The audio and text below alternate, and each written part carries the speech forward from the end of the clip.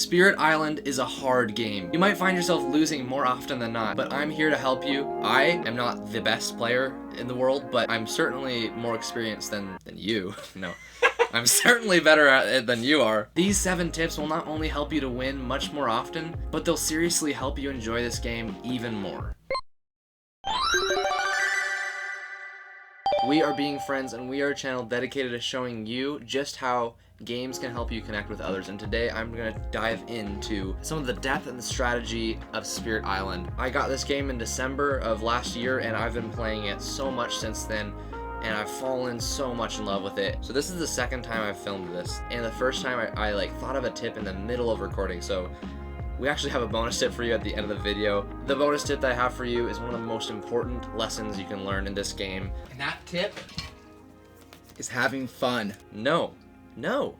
You can have fun after you win. Hopefully after watching this video, you can go and play the game, get some more experience, and find yourself being able to defeat more adversaries, beat more scenarios. I promise you it's gonna be a great time, a great journey. This is my favorite game ever. So I'm so stoked to be sharing all these tips for you. When I first started playing this game, one of the earliest points of confusion and just not really knowing what I should do is every single round of the game when I'm in the growth phase and I'm placing my presence, I just did not know where I should place my presence. I had no idea what to even start thinking about. So I wanted to answer that question, what do you think about when you are placing your presence? For me, I'm considering a couple things. I'm asking myself, what role am I fulfilling on the team? And then what places on the map need me to fulfill that role? Pinpointing the places on the map and the lands that you are most needed will be an incredibly good first step to learning where you should start placing your presence. On top of that, take a look at your arsenal of tools. Take a look at all your cards and your innate powers. Consider the range and the targeting requirements of each of your most important abilities. Simply put, if you have a lot of abilities that are 0 range, then you want to place your presence directly in the lands that you need to use those abilities. And if you have more range, then you could be a little bit further back. Some abilities also require that you have sacred sites, and on top of that, some of the cards actually require that you are in a specific land type. So to summarize, ask yourself what you're trying to do, where you need to do that, and then how far away you can be in order to accomplish that. Generally, each spirit has 2 presence tracks, one for energy and elements, and the other is for card plays. Trying to balance out playing enough cards to be effective against the invaders and managing your energy at the same time is such an interesting puzzle. In my opinion, playing a lot of cards per turn is incredibly useful for 2 reasons. Just generally doing more things every single turn is good, but at the same time you're going to be able to fire off your innate powers even more often, and this is going to be a really huge way to gain the advantage in this game, because having an innate power trigger is as if you got to play an extra card for free, and that's just good. And they're usually really strong, especially at further levels. So playing more cards gives you more elements, and that gives you your innate powers, and that's really important. But you have to be careful, because if you don't have enough cards to play, and say you could play 3 a turn and I still only have like 5 cards, I'm gonna run out of cards a lot sooner, and then I'll have to reclaim my cards sooner. And that might not sound that bad, but trust me when I say it, this is gonna be one of the biggest tips for you. Reclaiming your cards is something you want to avoid as often as you can. During the growth phase, for almost every spirit, the reclaim option is the worst one. You usually don't get a place of presence, which is going to slow you down a lot. You just don't want to find yourself doing too much too early, because you're likely going to get exhausted and burn out, so to speak. Spirit Island is a lot more like a marathon rather than a sprint, and it's really important to pace yourself. If you do happen to have a lot more card plays than maybe you should, keep in mind you don't have to play as many cards as you can. If you could play 3 cards every turn but you only have 5 cards, it could be worth it to play 2 cards one turn, 2 cards another turn, and then maybe by then you've got enough 6th card and you can play 2 cards again. Stretching those 2 turns out into 3 turns for your whole reclaim cycle is going to be a much more effective way to become strong enough in the late game. Essentially, sometimes it's a lot more worth it to do less now so that you can do a lot more in the future. If you do happen to go heavily into the card play route, make sure you're gaining a lot of power cards though. And that brings us to the next tip I want to share with you. When choosing power cards, specifically minor power cards, what should you be thinking about? There they are. We got tons of minor power cards right here. Just loads. Similar to when you're placing your presence, I have a few things to share with you about what you should be thinking about, as well as some questions to ask yourself. when you draw these 4 cards and you're choosing between one of them, there's so much information on each of them, sometimes it's hard to know what you should even be trying to find. Similar to when you're placing your presents, ask yourself, what role are you trying to fill on the team? And often there's going to be cards that will help you fulfill that. Cards that'll synergize with the tools you already have. And one of these new cards likely is going to be a valuable asset to both you as a single spirit as well as to your whole team.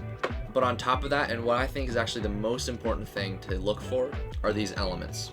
Choosing a card that has elements that match what your spirit is going for is going to be incredibly valuable because, like I said before, triggering your innate powers is like playing a whole extra card without having to pay any energy. So it's just so much value, and you don't want to miss out by choosing some random card that doesn't help you at all. Like, this would be terrible. It's actually not that bad. So as you're grabbing these minor power cards, you're trying to create a hand of cards that will help you to, as often as possible, trigger your innate powers, as well as trigger the stronger abilities of any cards that have elemental thresholds. Hopefully, as you're gaining cards and building a hand of cards, you're going to be able to, every single turn, fire off your innate powers, just giving you even more you can do every single turn. These minor powers, they're great, but they're not nearly as exciting as the next deck of cards you're going to be gaining from, as well as what we're going to talk about for our 4th tip, major powers. I want to tell you all you need to know about using major powers and how you can, as early as possible, get these into your hand because they are game changing. Like I said, these powers are going to change the course of the game for you, but they're tricky because they both cost more energy to play, as well as when you gain one, having to forget one of your other cards that you already had can sometimes be incredibly detrimental, and usually you have a lot of tools you want to keep, so it can be hard to say goodbye. Goodbye. These cards, compared to the minor powers, which cost 0 or 1, these cards range from 2 energy to 9 energy. Usually they're about 4 or 5 energy, but about 1/3 of these cards cost 3 or less. So they can be useful even if you don't have ridiculous amounts of energy. With it being as tricky as it is, gaining a major power too soon can really cause a lot of problems, whereas gaining it too late, you're actually missing out on a lot of potential and a lot of really strong abilities. Really strong abilities that might be incredibly useful as soon as possible. So trying to find a perfect time to get it is super helpful. When you gain a major power compared to a minor power, your total hand size is going to be less, which means having less total cards is going to require that you have to reclaim your cards more often, and like I said, that's usually the weakest growth options. So you want to be sure that you're either not playing a ton of cards every turn or gaining enough minor powers that losing one isn't going to really matter. So to summarize the first 4 points, you're going to be placing presents where you're needed and taking your presents from either the card play track or the energy track, and usually focusing on getting a lot of card plays, you're going to want to grab a lot of minor powers. But on the contrary, if you're going to focus on a lot of energy every turn, you're going to want to be getting these major powers a lot sooner, and you're going to be able to. And so trying to decide which kind of route you wanted to take, it's going to be a really useful way to maximize your effectiveness in Spirit Island. We're going to jump right into tip number 5. This one, I think, is the most important one. This is a fundamental of Spirit Island that over the course of me playing this game a ton, I've gotten to learn. Essentially, while it is important early game to be protecting the island, it's not nearly as important as focusing on developing your spirit to become incredibly strong. The early game is all about placing investments for the future so that by the middle and by the end of the game, you're able to do so much more. While it's easy to be tempted to scramble and try to keep up with the invaders and like defend every single land and try to stop everything bad from happening, oftentimes it's actually going to be distracting, and it's most important to kind of let them do their thing a little bit while protecting things that you can that are not super complicated to, while again you focus all on yourself. I remember when I hadn't played this game very often and I'd find myself needing a specific card. One of these cards was really good. It was in my discard pile because I just played it. It was so good. And every single round I'd be like, I need to play that one so I could defend the land and stop them from attacking it. And I found myself reclaiming every time, trying to play that card just to prevent the single blight that's going to happen.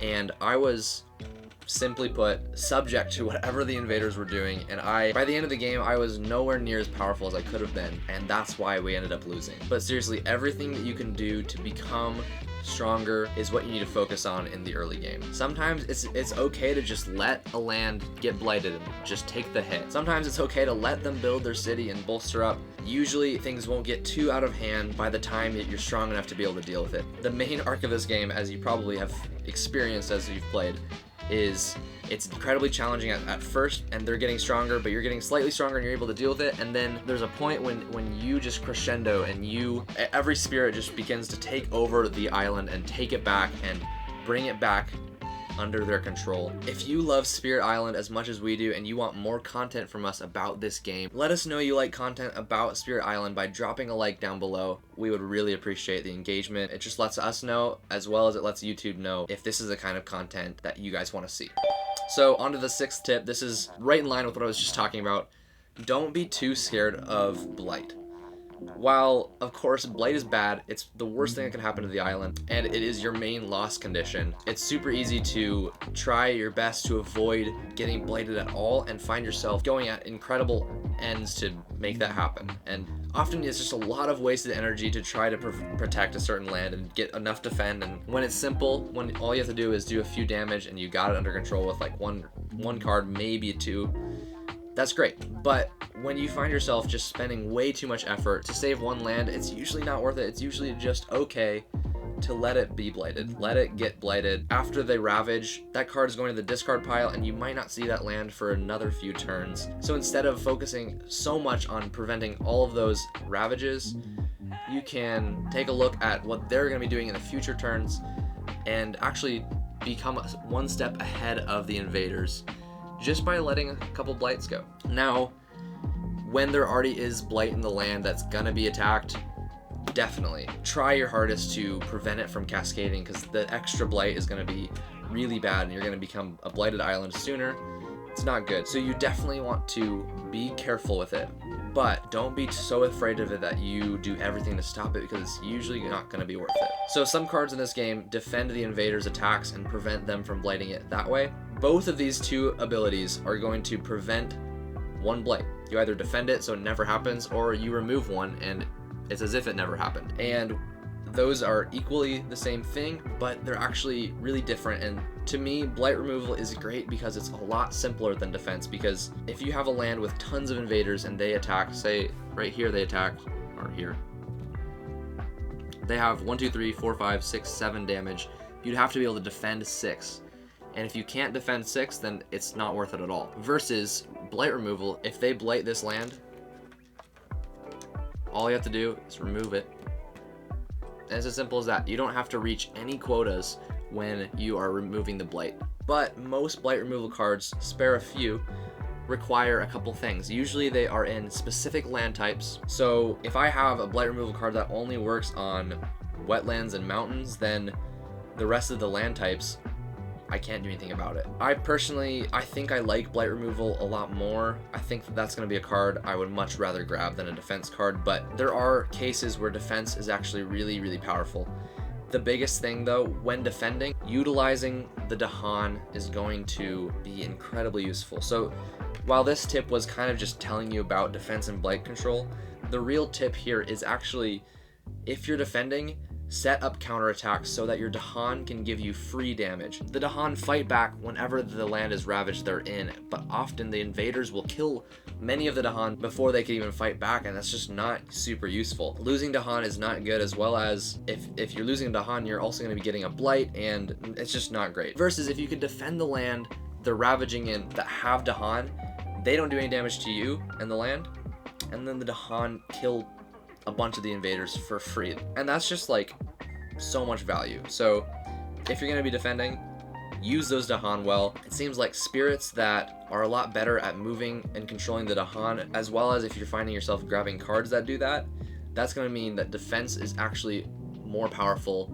for you versus the blight control. So like a lot of things in this game, it's a case-by-case scenario. It's not super black and white, and it really requires you to just practice, play more and more, just get familiar with the game. Everything in this game is just gets so much better as you get to know it. I'm not going to go too much into why I love this game so much, but seriously, every single thing about it has inspired so much in me. My love for nature, it just invokes so much imagination in me that I just love playing it for that reason. As well as the design of it is beautiful, and it really inspires me as a game designer. The game design showcase here is inspiring on so many levels, so it's such a good game.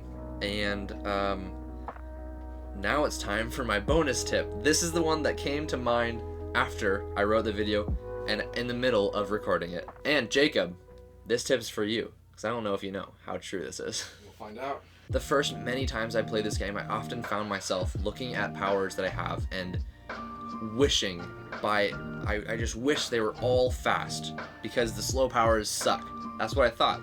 My tip for you is to seriously begin to take a look at the slow powers and use them, because they're so powerful. And right? Aren't they? Yeah. I think I've got an understanding of them. Yeah. It often feels like if I play the slow ability, then the invaders are going to do something and I can't stop them, and what's the point at that point? This comes back to a similar fundamental that I explained earlier, which is sometimes it's okay to be behind for a little bit in order to get to the point where you can catch up. A lot of times, neglecting to use slow powers or to gain slow powers is gonna give you a much weaker set of tools compared to if you can seriously utilize these well, because they tend to just be more useful overall. I completely agree, they are hard to play with. One of the ways that this becomes a lot easier to maybe wrap your head around is realizing that the way the phasing works, it's fast powers, invaders, slow powers, and then the next round it's fast powers again and invaders. So fast powers are before the invaders, but the slow powers, while they're after this invader turn, they are before the next invader turn. I mean, and that's obvious, but if you treat it as if they're fast for the next round, then you can use it and respond to what the invaders just did this round. And Jacob's nodding because of how true it is. I thought about it. I've definitely thought about, like, you're like, I need to use my slow powers in more responsive ways. Mm-hmm. Sometimes you actually need to sacrifice some spots that you would have liked to deal with before the invaders go. Let them do their thing. Play some slow powers so that after they do that, you can respond and react depending on what they do. For instance, playing a slow power that pushes an explorer before they even explore, it prevents the build, and it prevents the ravage, and it prevents the blight that they would be adding if you just left it all alone, and all it took was a slow push. So that was the bonus tip. Slow powers are great, don't neglect them. And yeah, those were my tips for you about Spirit Island. The overarching theme of all of those tips is essentially this game is about growing so that you can become capable enough to deal with the threat of the invaders. So doing whatever you can early game to become powerful enough in the late game is huge. If you found these tips helpful, let us know in the comments. We want to hear from you what you have to say. Like I said, this has been one of my favorite games ever to get better at and to become a better player at. So I really hope that this is going to help you get from a player in Spirit Island who feels like you're struggling and just trying to catch up the entire game to someone who is capable and able to really take the game into your own hands. Like I said earlier, I got this game last year and it's quickly become my favorite game of all time. If you want to hear about more games that I played for the first time last year, we've got a video sharing with you my top 5. These are all some great games, with this one being actually number 2. So there's one that last year I played and for a little bit liked even more than Spirit Island, and it really is a great game. So check out that video, and I'll see you guys later in the next video.